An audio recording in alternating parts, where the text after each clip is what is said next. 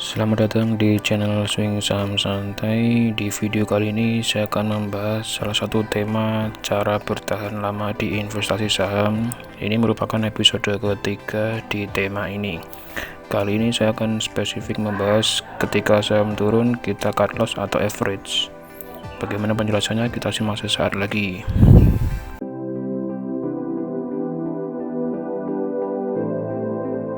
Selamat datang di channel Swing Saham Santai, channel yang fokus dan konsisten membahas investasi saham swing, beli jual saham jangka menengah, jangka panjang yang sangat cocok untuk pemula atau pekerja yang tidak bisa mengikuti pergerakan harga saham secara real time atau setiap saat dan tidak bisa mengikuti cara scalping atau trading harian menitan di saham.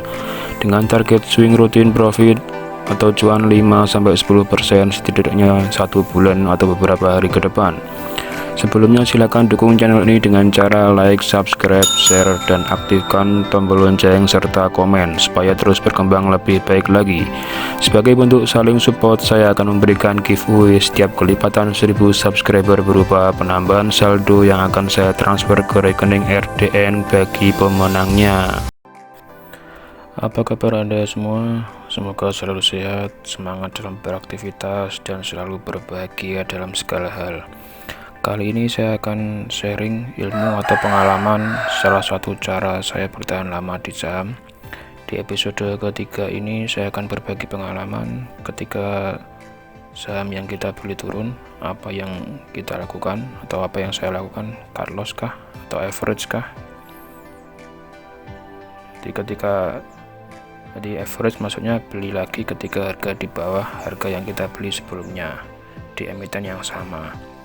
Sebelumnya disclaimer on, ini adalah pengalaman pribadi atau ilmu pribadi versi swing saham santai yang biasa saya terapkan. Jadi semua keputusan, analisa maupun keputusan jual beli jadi tanggung jawab Anda masing-masing. Ya mungkin dengan tema cara bertahan lama di investasi saham kali ini adalah tema yang bisa juga pro kontra karena ada yang di sana ada yang menjelaskan tentang disiplin cut loss, tapi di sini saya berusaha tidak cut loss tapi average dengan dasar alasan adalah saya selalu memperpanjang masa investasi, time frame-nya saya panjangkan setidaknya 1 tahun. Saya berani menahan saham itu di porto saya karena memang uang yang saya investasikan adalah uang dingin, sehingga misalkan 1 tahun ke depan apapun resikonya saya siap. Itu adalah satu keputusan saya, karena di luar sana juga banyak yang menjelaskan disiplin cut loss 2-3% atau berapapun yang jelas untuk mengamankan modal. Tapi kalau saya punya cara atau teknik sendiri yang sudah saya terapkan, yaitu contohnya di saham Berkah Beton Sedaya atau BEPS ini, dari yang floating loss minus 21%, saya tidak cut loss, saya average, akhirnya harga berbalik arah jadi cuan 12%. Nah, saya sharing ilmu pengalaman di saham BEPS ini, Berkah Beton Sedaya. Waktu itu saya pakai dasar analisa swing santai, yaitu mencari dan membeli saham-saham yang sedang turun di bawah garis EMA 20 sebesar kurang lebih 6%. Nah, di saham BEPS ini sejak 2 tahun terakhir, data yang saya rangkum adalah apabila saham BEPS ini harganya di bawah garis EMA 20 sebesar minimal 10%, maka suatu saat ada potensi cuan 5-10%. Jadi setiap keputusan jual beli saham adalah kita harus punya dasar analisa tersendiri. Contoh seperti ini, di saham BEPS selama 2 tahun terakhir dengan metode swing santai mencari harga di bawah garis EMA 20 adalah muncul sebanyak 7 kali. Nah, rata-rata ketika harganya di bawah garis EMA 20 sebesar 10%, di saham BEPS ini bisa mendapatkan cuan 5-10% sudah tercapai semua.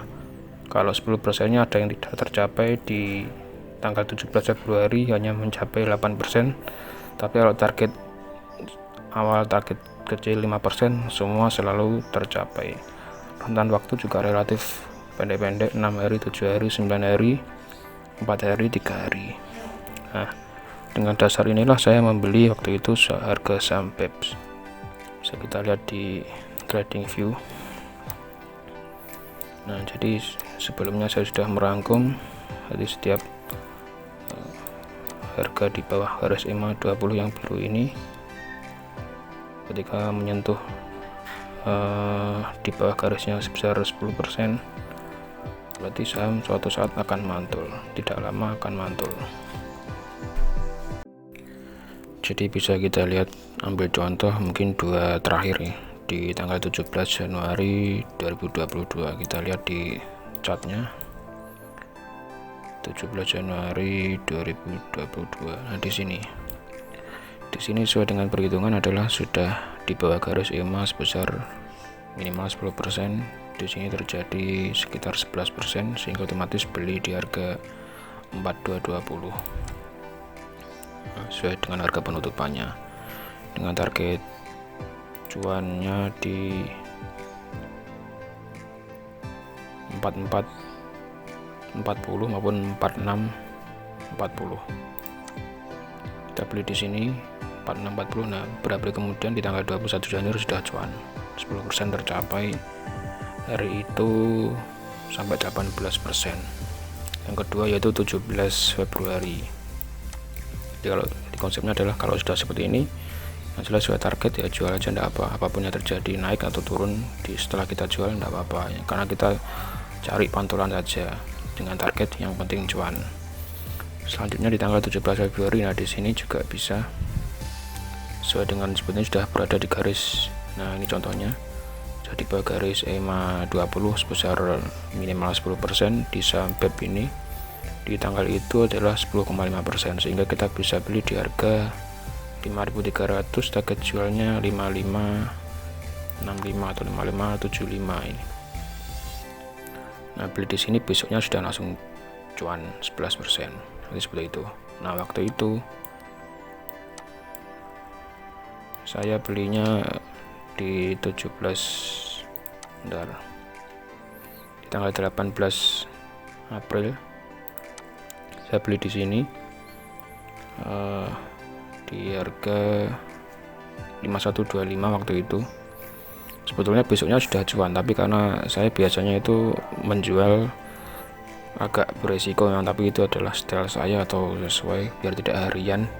Saya setidaknya menjual atau memutuskan suatu pembelian saham ketika setelah 7 hari atau setidaknya 1 minggu. Nah, saya juga beli di sini di harga 5125. Besoknya sebetulnya sudah bisa cuan 10%, tapi karena saya menunggu 1 minggu,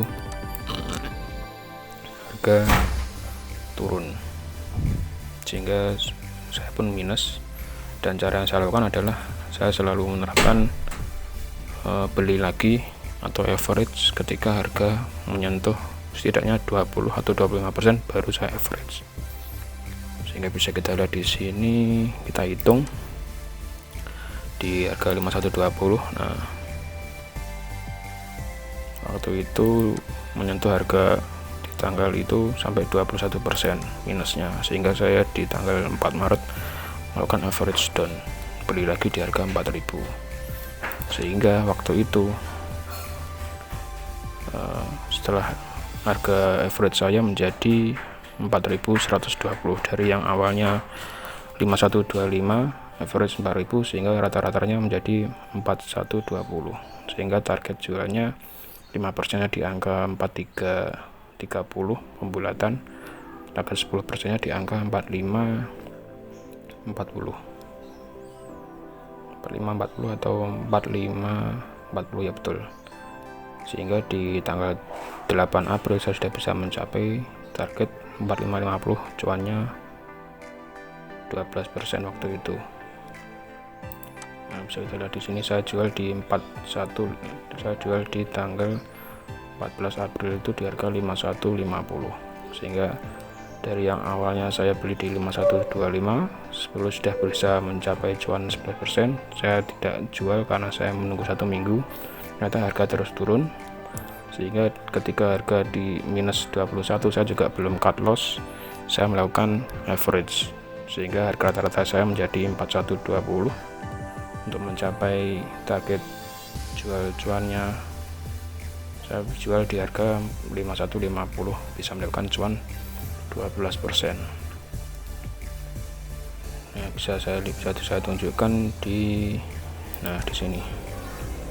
23 Februari saya juga beli di harga 5125 sesuai dengan analisa saya ketika di bawah garis EMA 20 minimal 10% di saham BEPS ini suatu saat akan mantul. Berapa hari ya tidak ada yang tahu, yang jelas itu adalah keyakinan saya, analisa saya beli di harga 5125, saya tidak jual besoknya sehingga harga terus turun, sehingga saya beli lagi di tanggal 4 Maret di harga 4.000, dan kemudian di tanggal 14 Maret baru saya jual di harga 51.50 dengan cuan berarti otomatis 12% dari yang floating loss 21% menjadi profit 12%.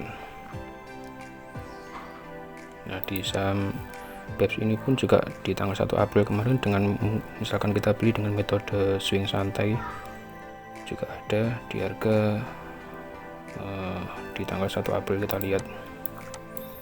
Nah, kita lihat di sini tanggal 1 April muncul sudah sesuai dengan analisa saya di bawah garis 5520 sebesar 10%.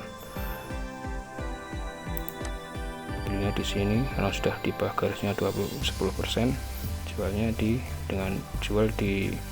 belinya di 1 April, jual di 8 April, bisa mendapatkan cuan 45, 40 atau 10%. Nah, otomatis ini juga sudah membuktikan dari data yang ada 2 tahun dan konsepnya berulang, bisa konsisten mendapatkan cuan di kemudian hari ketika harga di bawah garis EMA 20 di saham BEPS ini 10% setidaknya.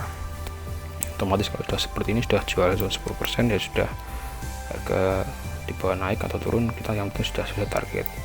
Bahkan target ringan saya yaitu rutin 5% di setiap porto atau di setiap emiten yang saya beli. Jadi inilah alasan ketika Anda membeli suatu emiten atau suatu saham harus ada dasar analisa yang jelas dan keyakinan sesuai dengan saham-saham pilihan Anda. Otomatis dengan begitu kita bisa bertahan lama di pasar saham, investasi kita bisa terus menambah atau dana kita bisa berkembang dengan lebih baik lagi. Sekian penjelasan video kali ini, semoga bermanfaat dan membuka gambaran kita bersama sehingga bisa terus bertahan lama di pasar saham, di investasi saham tersebut.